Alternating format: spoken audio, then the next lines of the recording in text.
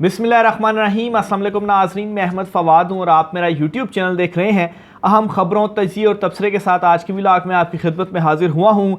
3 बड़ी अहम खबरें हैं जो आज की व्लॉग में मैं आपके साथ शेयर करूँगा। एक तो नाज़रीन, चीफ जस्टिस उमर अता बंदयाल की जानिब से सुबह सवेरे ही रंदा फेर दिया गया है। बड़ा खड़ाक एक बड़ा फैसला चीफ जस्टिस की जानिब से सुनाया गया है। ये फैसला क्या है?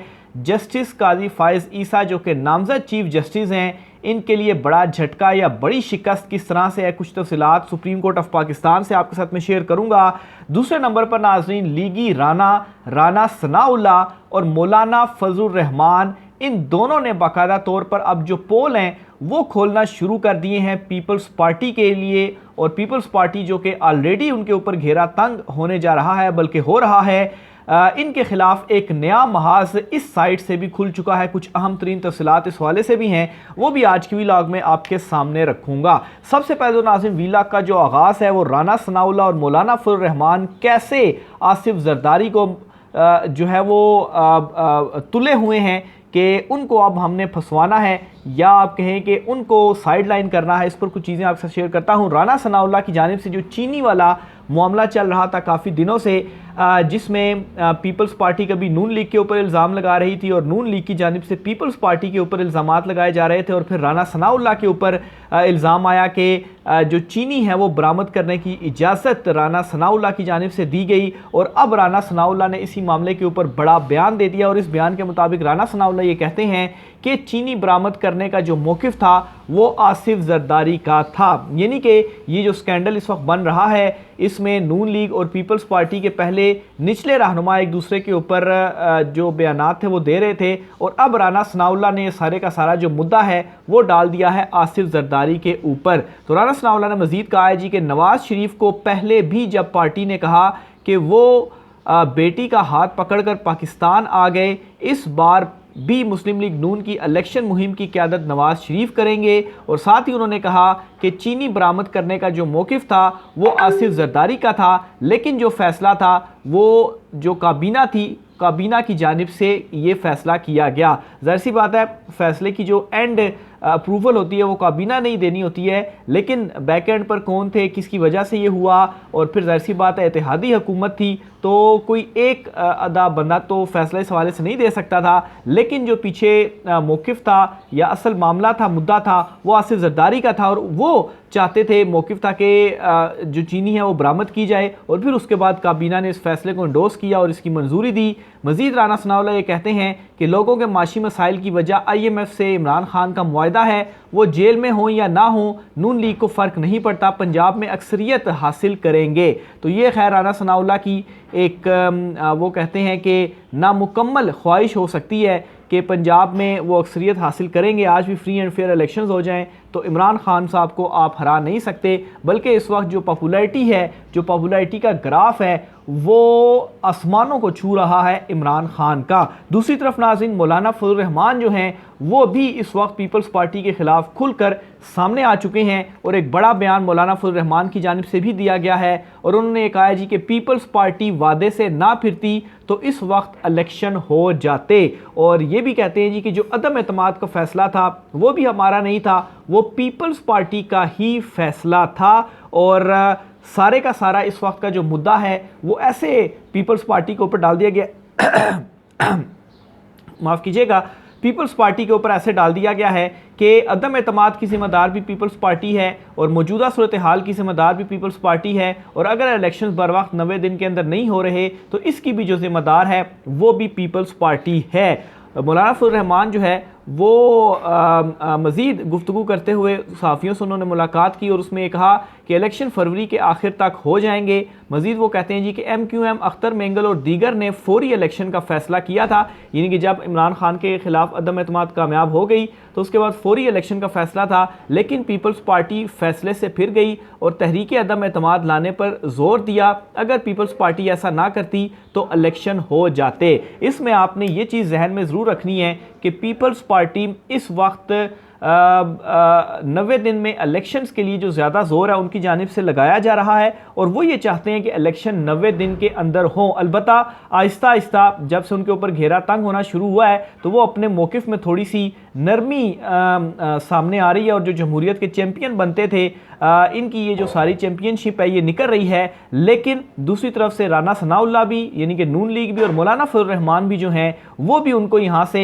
दबाव डाल रहे हैं कि ये अगर 90 दिन के अंदर इलेक्शन अभी नहीं होते तो ये भी आपकी गलती है, क्योंकि उस वक्त हम सारे फैसले के ऊपर मुतफिक थे, इलेक्शन भी चाहते थे, लेकिन आप जो थे वो फैसले से फिरे, वादा खिलाफी की, जिसके बाद जो सारी सूरत हाल थी वो बनी और जो 16 माह गुजारे और जो मुल्क की तबाही हुई। मजीद फजल रहमान की जानिब से कहा गया जो हालात कबायली इलाकों में हैं इनमें इलेक्शन मुहिम चलाना मुश्किल है, जमहूरी ममालिक में निगरान हुकूमतों का तस्वुर ही नहीं है। पाकिस्तान तहरीक इंसाफ के चेयरमैन को लाने वालों ने एतराफ़ किया कि इनका एजेंडा कुछ और है, PTI को इसलिए लाया गया ताकि मुल्क को माशी तौर पर कमज़ोर किया जाए। तो अब इसका फ़ैसला भी आप आपस में कर लें कि नाज़रीन आप ख़ुद भी देख सकते हैं कि ये दावे करते हैं जी कि इमरान खान को लाया गया कि वो मईशत को कमज़ोर कर लें। तो इमरान खान के दौर की मईशत आप देख लें कि दुरुस्त सिमत के अंदर जो ट्रैवल था वो करना उसने शुरू कर दिया था। और अब जो 16 माह की इनकी हुकूमत थी, इन्होंने अपने इस 16 माह की हुकूमत के अंदर जो है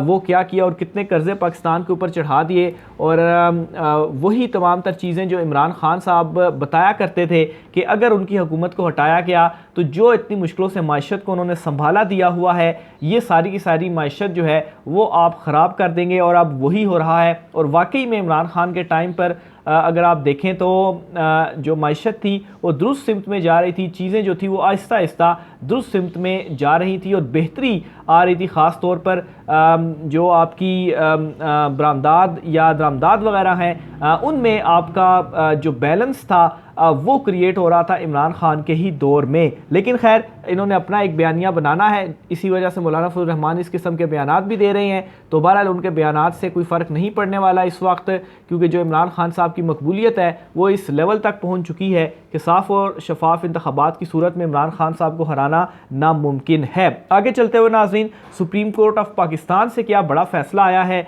और सुबह सवेरे ही चीफ जस्टिस उमर अताब बंदयाल ने क्या ये बड़ा फ़ैसला दिया है, इसकी भी कुछ तफसीलात आपके साथ में शेयर करता चलूँ। तो हुआ कुछ यूँ है कि ऑडियो लीक कमीशन जो परवेज़ इलाही की या चीफ जस्टिस उमर अताब बंदयाल की जो सास थी और दीगर जो कुछ ऑडियो लीक्स हुई थी इसके ऊपर कमीशन बनाया गया था और फिर जस्टिस काजी फ़ाइज़ ईसा जो थे वो इसके हेड थे। तो बहरहाल उन्हें काम करने से उस वक्त रोका गया और फिर चीफ जस्टिस उमर अताब बंदयाल की सरबराही में 5 रुकनी लार्जर बेंच था जो कि केस की समाअत कर रहा था। इन बेंच के ऊपर वफाकी हुकूमत उस वक्त की यानी कि PDM हुकूमत ने एतराज़ आयद किया था और 3 जजिस के ऊपर जो एतराज़ था वो आयद किया गया था। एक तो चीफ जस्टिस, दूसरे नंबर पर जस्टिस इजाजुल एहसन और तीसरे नंबर पर जस्टिस मुनीब अख्तर जो हैं इनके ऊपर हुकूमत ने एतराज़ किया था।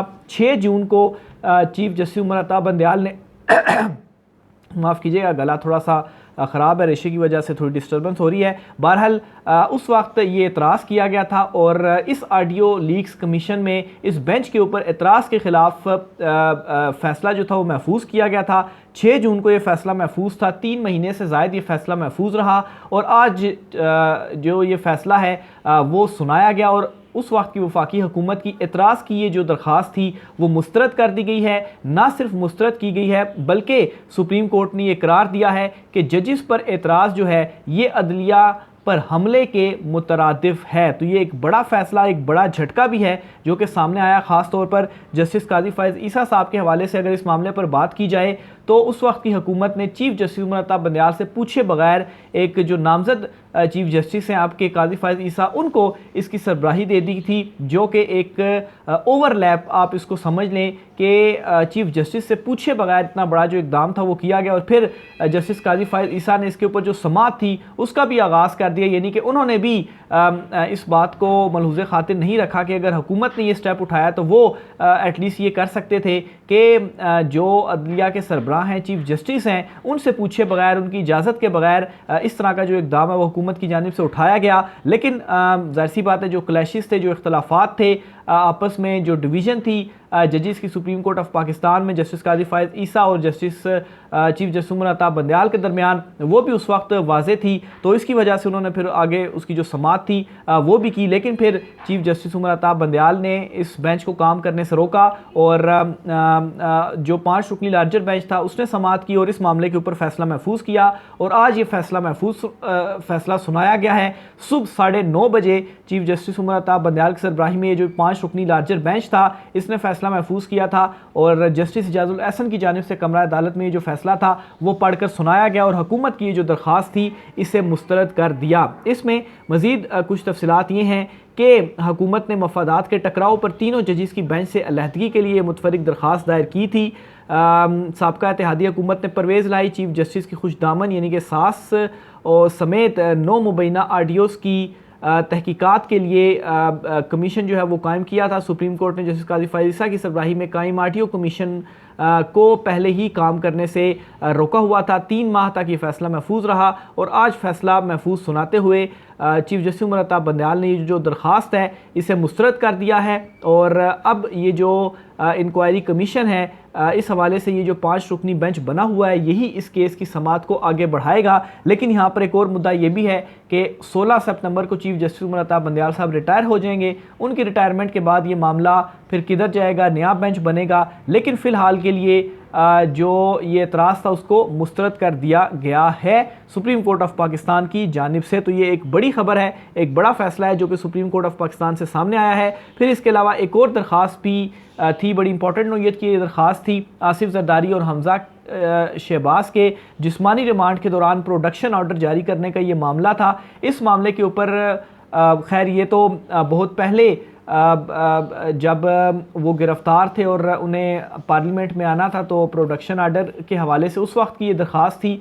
तो अब तो पार्लियामेंट ख़त्म हो चुकी है, गिरफ़्तारी भी इन दोनों की ख़त्म हो चुकी है, ये जेलों में अब नहीं है, तो इसलिए ये जो दरख्वास्त थी वो गैर मौसर थी। तो गैर मौसर होने की बुनियाद पर ये जो दरख्वास्त थी वो खारिज कर दी गई और साथ ही साथ इस दरख्वास्त की पैरवी भी अब कोई नहीं कर रहा था क्योंकि अब तो ये दरख्वास्त का कोई फ़ायदा नहीं है। तो इन 2 वजूहात की के बायस ये जो दरख्वास्त है वो आज सुप्रीम कोर्ट ऑफ पाकिस्तान में समाअत हुई और उन्होंने खारिज कर दी। खैर इससे और तो कुछ नहीं हुआ, लेकिन एटलीस्ट इतना हो गया है कि जो केसेस का भार था सुप्रीम कोर्ट ऑफ पाकिस्तान के ऊपर, उन केसेस में से एक जो मुकदमा है वो आज मज़ीद कम हो गया होगा। आगे चलते हुए नाजरीन एक और बड़ी ख़बर है और असल में रेशे की वजह से काफ़ी ज़्यादा जो थोड़ी परेशानी है, डिस्टर्बेंस हो रही है, तो इसको काइंडली इग्नोर कीजिएगा। बहरहाल अगली बड़ी ख़बर यह है कि निगरान पंजाब हुकूमत ने 11 जजेस को 36 करोड़ रुपए के कर्ज़ों की जो मंजूरी है वो दे दी है। और इस दौरान जबकि जो आपकी मईशत है, जो गरीब आवाम है, जो सूरत हाल है जिस तरफ जारी है, इस सूरत हाल के बावजूद ये एक बड़ी मंजूरी दी गई है। 11 जजेस को 36 करोड़ रुपए कर्ज़ों की मंजूरी, यानी कि 11 जजेस जो हैं वो 36 करोड़ रुपए से ज़ायद के जो कर्ज़ हैं वो ले सकेंगे। इसकी कुछ डिटेल इस तरह से है कि निगरान काबीना की कायमा कमेटी फाइनेंस ने जजेस को बिला सूद कर्ज़ों की मंजूरी दी और बिला सूद ये कर्ज़े हैं।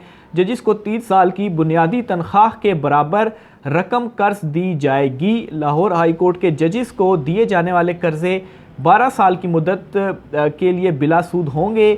हाई कोर्ट के 11 जजेस को इनकी 36 बुनियादी तनख्वाहों के बराबर कर्जा दिया जाएगा। इन जजेस की बुनियादी तनख्वाह 9 लाख रुपए माहाना से ज़ायद है। तो खैर एक तरफ जो गरीब आवाम है वो किस तरफ जा रही है और जो जजेस हैं उनके लिए ये एक नई अनोखी किस्म की फैसिलिटी है कि वो कर्ज़ ले सकते हैं। अब एक जज जिसकी तनख्वाह 9 लाख रुपए है, बेसिक जो फैसिलिटीज़ हैं या बुनियादी ज़रूरियात हैं वो पूरी हो रही हैं, घर बार सब कुछ उनके पास मौजूद है, उसके बावजूद भी ये जो कर्ज़ा है, इस कर्ज़े को लेकर उन्होंने क्या करना है। अगर आप वाकई कुछ करना चाहते हैं तो दूसरी तरफ गरीब आवाम के लिए इस हवाले से कुछ किया जा सकता है। नौजवानों को यही जो कर्ज़े आप बिला सूद दे रहे हैं 12 साल के लिए, ये आप उनको दे सकते हैं, वो कोई कारोबार वगैरह इस हवाले से कर सकते हैं। लेकिन वो चूँकि पिसा हुआ तबका है तो ऑलरेडी जो जिनके पास सब कुछ है तो उसके लिए ये एक और नई जो मंजूरी है वो इनकी जानिब से दे दी गई है। और खैर सवालात भी इसके ऊपर उठ रहे हैं कि आखिर इस चीज़ की ज़रूरत क्या थी कि जजेस को इस तरह के जो कर्ज़े हैं वो दिए जा रहे हैं, उनको आखिर ऐसी क्या ज़रूरत पड़ गई कि वो अब कर्ज़े लेंगे और इसका वो यूज़ करेंगे, या उन्होंने कोई बिज़नेस करना है या कोई उन्होंने कारोबार करना हो। तो ऑलरेडी